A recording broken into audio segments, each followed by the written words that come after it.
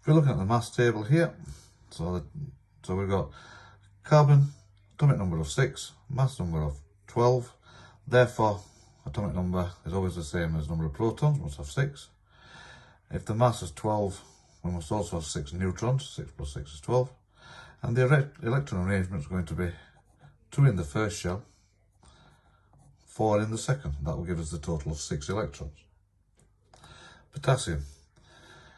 We can see we've got a mass number here of 39.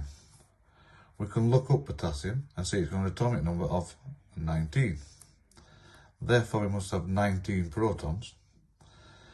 Therefore, 39 minus 19, as you can see in the question above, gives us 20 neutrons.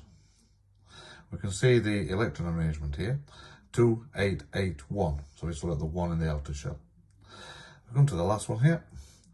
Number of protons is 18. Therefore, we must have an atomic number of 18. If we know, we can see we've got 22 neutrons. So 18 plus 22 will give us a mass number of 40. 18 protons will mean we've got an electron arrangement of 2, 8, 8 as far as the electrons are concerned. And when we look that up, we can see that's going to be element argon.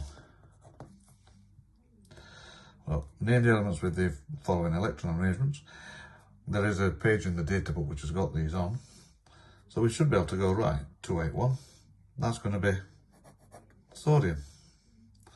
288, you can see it here, will be argon. 24, calcium. 2887, got 7 in its last shell. So therefore, we're looking for something in group 7. That's what it indicates. So that's going to be bromine.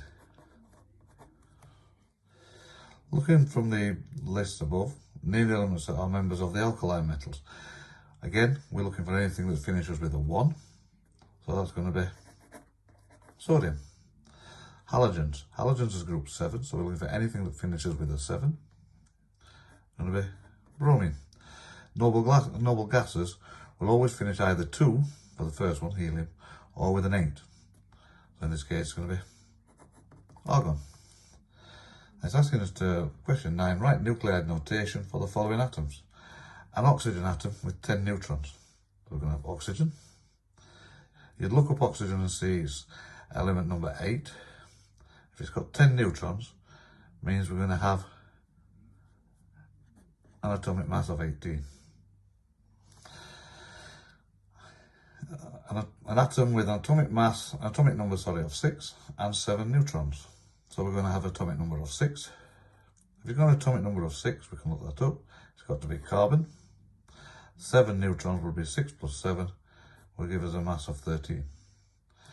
An atom with 17 protons and 20 neutrons. So again, we know the atomic number is going to be 17. So we can look that up. In this case, it's going to be chlorine. 20 neutrons would be 17 plus 20 will give us an atomic mass of 37. An atom of hydrogen with a mass number of 3. So again, we know hydrogen. It's got to have an atomic number of 1. If it's a mass number of 3, it means we're going to need 2 neutrons to add to that one to give it a 3. And then we're on to the last page. Number 11. An atom has an atomic number of 23 and a mass number of 51. The number of electrons is, remember what we've said? An atomic number is also the number of protons, which is also in an atom the number of electrons. So the answer to that is going to be A, 23 electrons. Question 12. An atom is neutral because the number of protons equals the number of neutrons. The number of electrons equals the number of protons. And that's something you should be able to follow. Number of negative charges equals the number of positive charges. So the answer is B. 13. Which of the following is the electron arrangement of a metal? Again, we'll think back to the periodic table that we looked at so many moons ago. You're looking for something that's going to finish with an electron number of either 1, 2, or 3. So which of those finishes with a 1? And then question 15. All right, so we're looking here. Particle. We can see it's aluminium. All right, is it an ion or an atom? It's got a charge on it, so it's going to be an ion. The atomic number doesn't change, so it's still going to be 13. The mass number doesn't change. In this case, it's going to be 27. So the number of protons, 13, is always going to be the same as the atomic number. Number of electrons, if we have 3 more protons than electrons, then we must have only 10 electrons. Number of neutrons work out the same way. 27 minus the 13 will be 14. Chlorine. So it's going to be an ion or an atom. Again, we've got a charge there. So it's going to be an ion.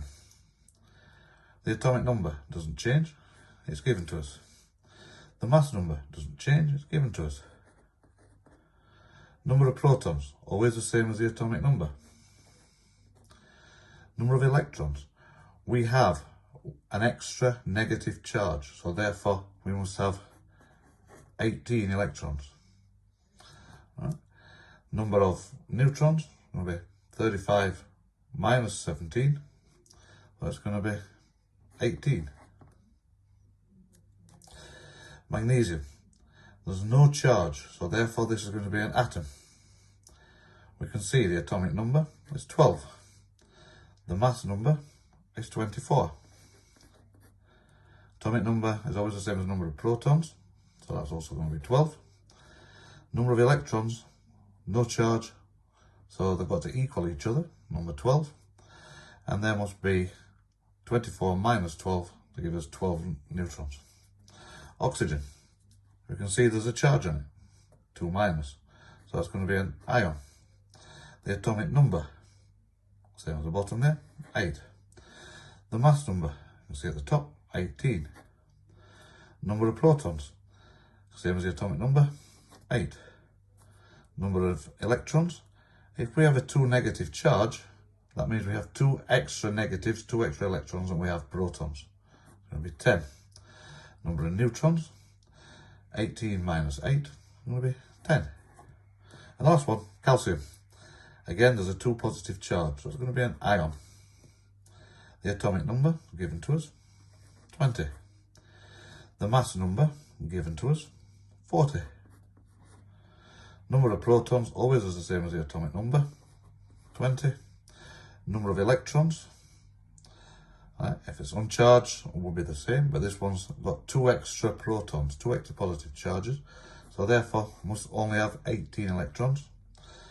And mass number is 40 minus the number of protons was 20, so it's going to be 20 for the number of neutrons.